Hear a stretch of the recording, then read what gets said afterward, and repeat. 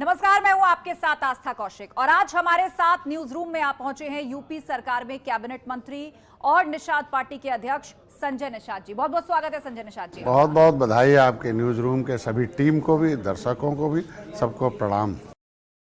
मेरा पहला सवाल आपसे यही, आखिर ऐसा क्या हुआ जो आपको खून से खत लिखकर ये बताना पड़ा कि आप मछुआ समाज के प्रति समर्पित हैं?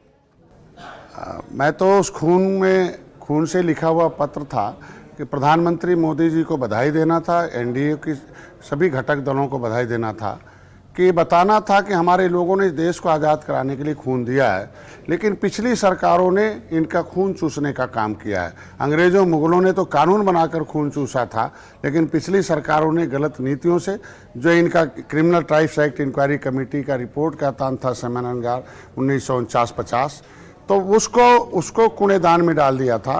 तो मैं अपने को धन्य हूँ, और जो समाज ने वकील नियुक्त किया था, तो 40 वर्षों बाद फिर इस देश में एक ऐसा निषाद का बेटा वकालत करने लायक हो गया कि इससे पहले बी रामचंद्रन राव थे, जब राजीव गांधी प्रधानमंत्री थे, वो उनके सामने वकालत किया था कॉन्स्टिट्यूशन क्लब में, और उन्होंने एक्सेप्ट किया था राजीव गांधी जी ने कि इनकी दशा SC ST से खराब है, ये गुदड़ी के लाल हैं, देश को आज़ाद कराने वाले लाल हैं, और ये बेहाल हैं, इनके लिए कुछ करना चाहिए।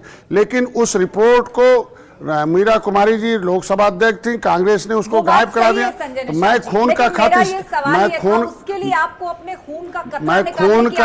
खून का खत इसलिए लिखा हूँ अपने समाज के लिए। निषाद जी भी गोरखपुर में एक बड़ा निषाद मैं खून का खत इसलिए लिखा, अपने समाज के लिए लिखा था कि आप पसीना देते हो तो खून भी समय पर देना पड़ेगा, लेकिन मोदी जी को पुनः गद्दी पर बैठाओगे तभी हो पाएगा, क्योंकि आप जज मोदी हैं, जज भारतीय जनता पार्टी है, और तुम्हारा वकील वकालत कर रहा है। अगर आप पे अपने वकील पर भरोसा किए हो तो मुंशी से काम नहीं चलेगा, छोटे से वकील से काम नहीं चलेगा। मैं उस खत के माध्यम से उन्हें चिन्हित किया, बताया भी कि आपने अपना खून पसीना डॉक्टर संजय के साथ दिया, तो मैंने दिल्ली में वकालत किया, और धैर्य रखो, फिर से उन्हें गद्दी पर बैठाओ। लेकिन इस बात से आप कैसे इनकार करेंगे कि यहाँ पर भी एक श्रेय की जंग है कि कौन निषाद समाज के प्रति ज्यादा समर्पित है? एक तरफ आप हैं, एक तरफ मेरा समाज सब कुछ जानता है कि कौन। मैं किसी का नाम नहीं लेना चाहता हूं, क्योंकि हम नाम लेकर अपनी जुबान नहीं गंदा नहीं करना चाहता,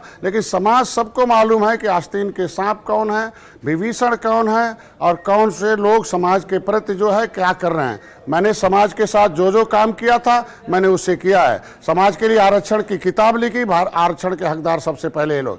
मैंने समाज के लिए ढूंढ कर ले आया पन्ना कि जो है सेंसस मैनुअल 1961 है समाज के लिए। मैं कहा तो रोज देखिए, मैं तो बधाई देता हूँ कि जय भीम बोलने वाले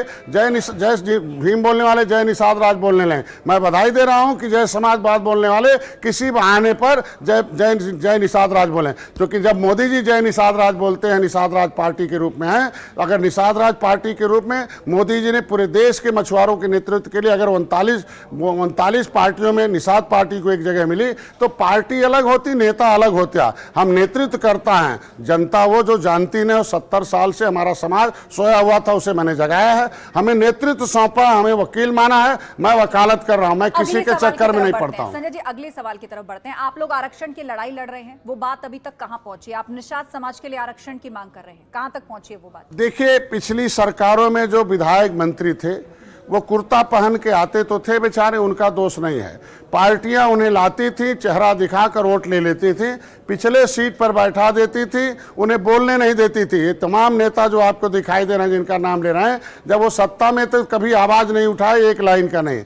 मैं वकालत, वो भाड़े के पहलवान के रूप में बेचारे आते थे, जितना पाते उतने बोल पाते थे। आज मैं निषाद पार्टी के राष्ट्रीय अध्यक्ष की हैसियत से, निर्बल इंडियन शोषित हमारा आमदल के कोटे से मैं MLC भी हूं, मैं मंत्री भी हूं, और 11 विधायक के साथ विधानसभा में भी हूं, और उसी कोटे से, निषाद पार्टी के कोटे से एक जो है सांसद भी है लोकसभा में। हम वकालत कर रहे हैं। हम लोग वकालत करके जो हमारे दस्तावेज थे आरक्षण के, वो कांग्रेस ने गायब करा दिया था। हम उनके खिलाफ संसद भवन नई दिल्ली के मार्ग में मुकुल वासनी और शैलजा के खिलाफ मुकदमा लिखा रखा हूं। जो नेता उन पार्टियों में रह के हमारे ही आरक्षण की फाइल गायब कराते हो, जो नेता जो सपा बसपा के सहयोग से 2004 से 2014 तक केंद्र में सरकार चल रही थी कांग्रेस की, उन्हीं के समय मेरी फाइल गायब कराती हो। अगर उस पार्टियों में जब मेरी फाइल गायब कराई गई तो हमें खोजना पड़ेगा कागज ने, तो मैंने, अरे पिछली सरकारों ने गायब कराई। नेता मैंने कहा ना कि मुकुल वासनी और शैलजा के खिलाफ ये जो आरक्षण की फाइल है आर्कियोलॉजी से लेके गए गायब करा दिया। उनके खिलाफ देखिए जो हमारा जो है प्रजापति महासंघ है और निषाद पार्टी सब मिलके हम लोगों ने उनके खिलाफ नई दिल्ली संसद भवन मार्ग में मुकदमा भी दर्ज करा दिया। मैं कहना इसको पूरा हो जाने दीजिए। पूरा अब आरक्षण कहां पहुंचा हो जान जाए जनता। अधूरा ज्ञान खतरनाक होता है। जब मेरे पास कागज नहीं था सरकार से मांग किया, 10 लाख लोग हम लोग आए रमादेवी पार्क में। माननीय मोदी जी, माननीय योगी जी थे और माननीय अमित शाह जी थे और लोग हम लोग थे। मैंने सबके सामने कहा कि मैं वकील हूं, वकालत कर रहा हूं, जज इनके पास है, कागज नहीं, कागज इंतजार कर रहा हूं। मैंने पत्र दिया 18 तारीख को माननीय योगी जी को लिया। 20 दिसंबर 2021 को योगी जी ने पत्र लिखा आरजीआई को कि भाई ये कहते हैं कि केवट मल्ला मझवार अनुसूचित जात के हकदार हैं। सेंसस मैनुअल में इनकी गिनती हुई थी, ये 70 लाख थे, 1961 में 7,000 हो गए। सच्चाई क्या है? दिशा निर्देश उत्तर प्रदेश सरकार को दीजिए। 70 साल में पहली बार मुख्यमंत्री ने आरक्षण पर फाइल मांगकर पूछा कि क्या दिशा है। आरजीआई ने एक्सेप्ट किया, 18/2022 को एक्सेप्ट किया और आज के दिन में वो प्रमाण हमारे पास है। और पहली बार है कि सामाजिक न्याय मंत्री ने एक्सेप्ट किया कि मझवार अनुसूचित जात का के रूप में हमारे यहाँ सूचीबद्ध है। उसकी जितनी भी मेंबर हैं उन्हें मिलेगा। हम कह रहे हैं मेरे पास अब दस्तावेज, लिखित दस्तावेज 70 साल मिला है। अब वकालत भी हो रहा है। जज फिर से, मोदी जी जज हैं और मोदी जी फिर से गद्दी बैठेंगे। कोर्ट ने, हाई कोर्ट ने कह दिया कि इनके मामले दिल्ली से होंगे, तो दिल्ली से होंगे। मेरा समाज अगर कुल मिलाकर आपके प्रयासों से ये जो आपकी जंग है वो सकारात्मक दिशा में जा रही है। अब मेरा सवाल ये है कि 2024 का चुनाव नजदीक आ रहा है, उसके लिए सभी अपने अपने घटक दलों को साथ लेकर चल रहे हैं, सबकी अपनी गोलबंदी हो रही है। निषाद पार्टी भी एनडीए की बैठक में शामिल हुई, लेकिन उसके ठीक 3 दिन बाद आपकी मुलाकात जेपी नड्डा से हुई। क्या मुलाकात हुई और क्या बात हुई? हम सौभाग्यशाली हैं कि 39 पार्टियों की बैठक में सभी पार्टियों को बोलने का अवसर मिला था। हमें भी बोलने का अवसर मिला था। 3 मिनट की जगह पर मैंने गलती से 5 मिनट बोल दिया और मैंने अपने समाज के पूरे दुख दर्द को बताया और सुझाव भी देना था, सलाह भी देना था। अगर हम लोग एनडीए के घटक हैं तो हम लोगों ने संकल्प लिया कि एनडीए के प्लेटफार्म पर हम उनके एक साथ मिलकर वो अगुवाई करें। बड़ी पार्टी भारतीय जनता पार्टी और क्षेत्रीय दल इसीलिए हुए, उनकी समस्या है। कोई भी क्षेत्र, धर्म, जाति के लोग इसीलिए दल बनाए हैं, उनकी समस्याएं छोटी छोटी हैं, उनके भी समाधान के लिए प्रयास किया जाए। माननीय मोदी जी को धन्यवाद दूंगा कि उन्होंने अपने वक्तव्य में कहा कि जो भी दल जो भी बने उनकी जो समस्याएं हैं वो संवैधानिक ढंग में। माननीय नड्डा, मैंने राष्ट्रीय अध्यक्ष से उस दिन बात किया था कि हम मिलना चाहते हैं, हमारी कुछ समस्याएं हैं। मैंने उनके सामने समस्याएं रखा कि भाई आज के दिन में हमारी जो आरक्षण के मुद्दे हैं, मुझे बताइए आश्वासन। मैंने उनसे बताया नड्डा साहब से कि आपकी सरकार चल रही है उत्तराखंड में एक शासनादेश में सुझाव तो देना पड़ेगा ना, सलाह देना पड़ेगा। अब वकील तो प्रमाणी ला के देंगे। तो मैंने उनसे भाई उत्तराखंड में आपकी सरकार चल रही है, वहाँ शिल्पकार जाति नहीं जातियों का समूह है, एक सिस्टम, एक शासनादेश है। वैसे उत्तर प्रदेश में एक बहुत साधारण सा काम है कि मझवार जाति नहीं जातियों का समूह है, एक शासनादेश चला जाए। हम पिछड़ी जात से निकले हुए हैं, लटकू राम बने हुए हैं। सीटें मिलेंगी? हम लोग सीट के लिए नहीं, जीत के लिए कहा। उनसे मैंने दिशा निर्देश मांगा कि भाई हम पिछले बार एक सीट थी 2017 में, आपके साथ में आया, बिना चुनाव लड़े मैं आपके सिंबल पर लड़के प्रवीण को भेजा था। मैं 2015 में धैर्य रखा, 2022 में आपने हमें 15 दिया और 15 सीट में हमने कुछ लिया नहीं था। आपसे हारी हुई सीट 10 लिया था, 11 लिया था और 5 आपके सिंबल पर लिया था। जो हारी हुई सीट लिया था उसमें हम दोनों ने मिलकर जीत दर्ज कराई और 5 उनके सिंबल पर लिया था, उसमें 3 निषाद को जिता के लाए, निषादों को जिता कर लाने के लिए। तो आज के दिन में मैंने कहा कि हम लोगों को मिलकर एक रणनीति बनाकर जितनी भी हारी सीटें हैं, मैंने उनसे कहा कि और भी प्रदेश हैं, छत्तीसगढ़, महाराष्ट्र, मैंने उनसे कहा कि और भी प्रदेशों में सीट बंटवारे से जुड़ा हुआ मैंने उनसे कहा कि कहा ये जा रहा है कि आप लोकसभा चुनाव में सीट बंटवारे को लेकर अपना शक्ति प्रदर्शन दिखाना। नहीं, हम कोई शक्ति प्रदर्शन नहीं, शक्तिशाली हमारा समाज है ही है। अंग्रेजों को भगाए, मुगलों को भगाया। मैंने उनसे कहा कि मेरी शक्ति जो है मध्य प्रदेश में भी है, मैंने चुनाव लड़ा था 26 सीटों पर, मेरी शक्ति छत्तीसगढ़ में भी है, मेरी व्यक्ति, मैं चुनाव लड़ाता हूँ 3 सीटों पर, मैं और जगहों पर, महाराष्ट्र में, तमिलनाडु में है, आंध्र प्रदेश, मैंने उनसे कहा कि प्रधानमंत्री जी ने हमें 26,000 करोड़ रुपया 6 साल में दिया है, कांग्रेस ने केवल 3,000 करोड़ रुपया 67 साल में दिया है। इसका प्रचार प्रसार होना चाहिए और मछुआरों के लिए जो जो काम नीतियां बनी है, हमारे उत्तर प्रदेश मछुआ कल्याण कोष की स्थापना हुई है, उसमें 25 करोड़ रुपया है। हमारी आबादी ज़्यादा है मछुआरों की, तो 25 करोड़ में मछुआरों का हित नहीं सधेगा, उसमें हमें और बजट चाहिए उनके लिए देने के लिए, कोई केंद्र से नीति बने। और जीत के लिए हम लोगों ने बात किया, सीट तो उनसे कहा कि सम्मानजनक आपका काम है देना। यूपी में बीजेपी बहुत बड़ा लक्ष्य लेकर चल रही है, मिशन 80 का नाम है, और उसके लिए सभी दलों को शामिल करने की कवायद है, आप उनके साथ हैं। ओपी राजभर को लेकर सस्पेंस बना हुआ था, अब सुभाषपा भी बीजेपी यानी एनडीए के साथ आ गई है। लेकिन ओपी राजभर जिस तरह से कहे जाते हैं, उनको राजनीति में अलग अलग शब्दावली दी जाती है कि वो कब कहां किस करवट बैठ जाए पता नहीं। और जब गठबंधन से अलग हुए थे तब भी बहुत तरह की बातें उन्होंने बीजेपी के वरिष्ठ नेताओं के कही, लेकिन आप उनको अपना बड़ा भाई बताते हैं। उन्होंने किसी को सांपनाथ कहा है, किसी को नागनाथ कहा है, अलग अलग संज्ञाएं दी हैं। देखिए, मैं निषाद राज का वंशज हूँ।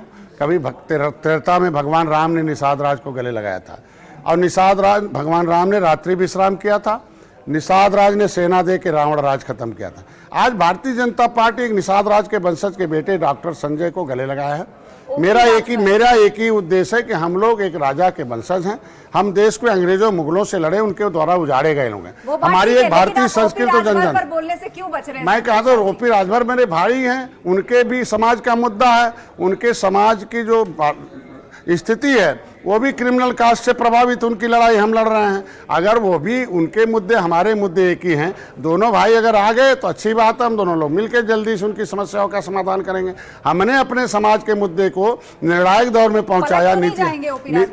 अब उनके ऊपर है, हमको लगता है कि अब नहीं कहीं जाना चाहिए, चूंकि अब सब रास्ता बंद करके आ गए हैं। अब रास्ता सबका दरवाजा ताला बंद करके आ गए हैं, तो कहाँ चाबी वो भी गायब है, तो जाएंगे कहाँ? अब भारतीय जनता पार्टी है, अब भारतीय जनता पार्टी उनके समाज का हित साध रही है, तो नेताओं को भी सम्मान वो देगी। हमें लगता है इतना सम्मान और कहीं नहीं मिलने वाला, क्योंकि पहले भी राजभर भाई यहाँ थे, बाद में भी आए हैं, किसी के साथ गए भी थे, वो सबका कंपैरिजन करने के बाद आए हैं। अब कहाँ जाएंगे? जितना सम्मान यहाँ है वो कहीं नहीं मिलने वाला। ठीक है, आपने अपील की है कि मुस्लिम समुदाय प्रयागराज में निषादराज गुहा के किले में जो मस्जिद है उसे वहां से हटा ले, ये पूरा मामला क्या है? देखिए, अपील करना हमारा धर्म बनता। मैं एक राजवंशज परिवार का हूं। हमें पॉलिटिकल गॉडफादर ऑफ फिशरमैन की उपाधि दी गई है। हमें नेतृत्व दिया गया है कि किसानों की वकालत करें, किसानों की, निषादों की विरासत को उनको सौंपें।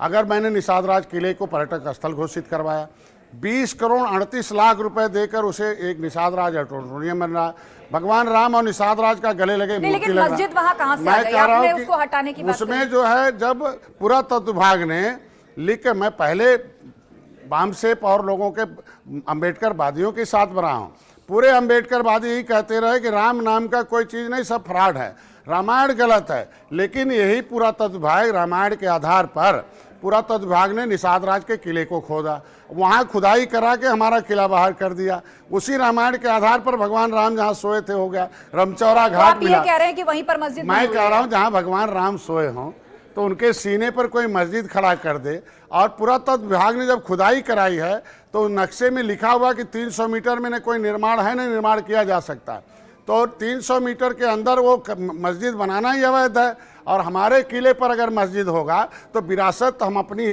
जो होता है इतिहास, विरासत होती है, हमारी पूंजी है, तो हम अपनी विरासत को संरक्षित करने हर साल वहाँ निषाद जाते हैं। पहले 1000 में जाते थे, अब लाखों में जाते हैं। इस साल करोड़ों में जाएंगे। उखाड़ कर नहीं हटाएंगे तो उखाड़ कर उसको फेंक देंगे। हमें समाज के साथ खड़ा रहना पड़ेगा ना। तो सूचना और अपील तो मुस्लिम समुदाय से कहना पड़ेगा कि उसे वहाँ से हटाकर दूसरे जगह रख लीजिए।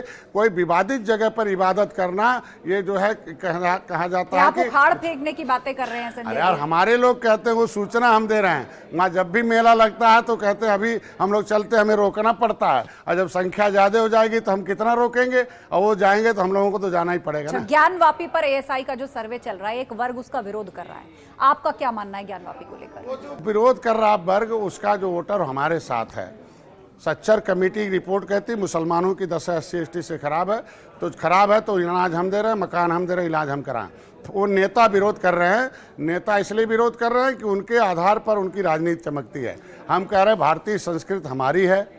आज के दिन में आप देखिए 2 तरह का इतिहास पढ़ाया जाता है, एक एंशिएंट हिस्ट्री पढ़ाया जाता है और एक मेडिवल हिस्ट्री पढ़ाया जाता है। एंशिएंट हिस्ट्री का जो काल है वो अलग है, मेडिवल हिस्ट्री का काल अलग है। जब जिस काल में हमारे निषाद राज थे, जिस काल में हमारे जो है भगवान राम कृष्ण थे, जिस काल में हमारे जो है महादेव रहे हों, उस काल में तो मुसलमान धर्म था ही नहीं, तो मस्जिद तो बाद में आई है ना। इसके मतलब उस मंदिर पर उस शिवलिंग पर तोड़कर बनाया गया, आज नहीं कल। जिस तरीके से पुरातत्व विभाग की खुदाई से निषाद राज का किला मिला है, उसी पुरातत्व विभाग के से उसके देखिए कोई भी फैसला आज जज जो है, हम तो बधाई दूंगा मोदी जी को, अमित शाह जी को, योगी जी को कि लोकतंत्र अब है।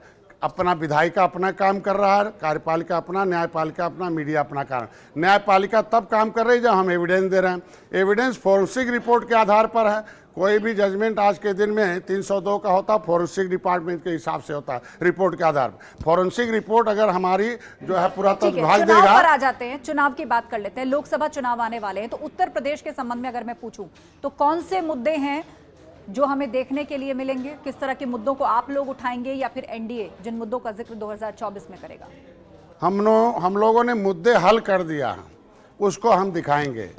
उत्तर प्रदेश को सर्वोत्तम वोट लेके जाएंगे ना, कि पहले कैसे माफिया राज था 6 साल पहले, गुंडा राज कैसे था, हमने उसे समाप्त किया। माहौल है आज के दिन में भय मुक्त वातावरण दिया उन्हें। जो वादा किया था गरीब, नौजवान, किसान, महिलाओं से, वो हमने पूरा किया है। हर जाति, हर धर्म के लिए हमने कोई न कोई योजनाओं के माध्यम से, बेसिकली डॉक्टर संजय, आपके पास खुद भी एक मंत्रालय है, उसमें क्या कामकाज हुआ है, क्या उपलब्धियां निश्चित रूप से मैं लेकर जाऊंगा कि 70 हम तो देश के निषादों मछुआरों का नेतृत्व करते हैं और देश के लिए लड़ाई 13 जनवरी 2013 को निषाद राज के किले पर संकल्प लिया और वहाँ जो है संन्यास लिया पिछले जीवन से। और तब देखिए कि मंत्रालय दिल्ली में अलग हुआ और 20,000 करोड़ रुपया 6 साल में हम 26,000 करोड़ रुपया मालाए। और कांग्रेस 67 साल में 3,000 करोड़ रुपया दिया। प्रधानमंत्री मत्स्य संपदा योजना में 60% सब्सिडी दिया पूरे देश के। उत्तर प्रदेश में हमने देख लीजिए, पहले जब हम नहीं थे मंत्री तब क्या होता था, अब है। हमारे पास तमाम निषादों को मिले दिया, जैसे अभी हम बताऊंगा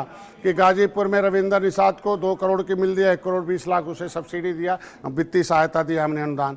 हम रीना निषाद जो है अंबेडकर नगर में, उसे 2 करोड़ की मिल है, 1 करोड़ 20 लाख रुपए। आज के दिन में जो है अशोक निषाद है बस्ती का, आज के दिन में हमारे जो है दीपक निषाद गोरखपुर। जो भी उपलब्धियां रही आप उसे जनता के बीच में लेकर जाएंगे। बड़ी उपलब्धि एक है कि मछुआ कल्याण कोष की स्थापना करा दिया हूँ और उसमें मछुआरों के हितों के लिए, उनके लिए मकान, उनके लिए कम्युनिटी हॉल, उनके लिए इलाज, उनके लिए जो है शादी, उनके लिए दैविक जनता मुहर शिक्षा के लगाएगी। लिए आपके जो दावे हैं उस पर जनता मुहर लगाएगी। इन्हीं शुभकामनाओं के साथ बहुत बहुत धन्यवाद संजय निषाद जी, आप हमारे न्यूज रूम में आए और आपने सभी सवालों के बेबाकी से जवाब दिए। बहुत बहुत धन्यवाद। Thank you.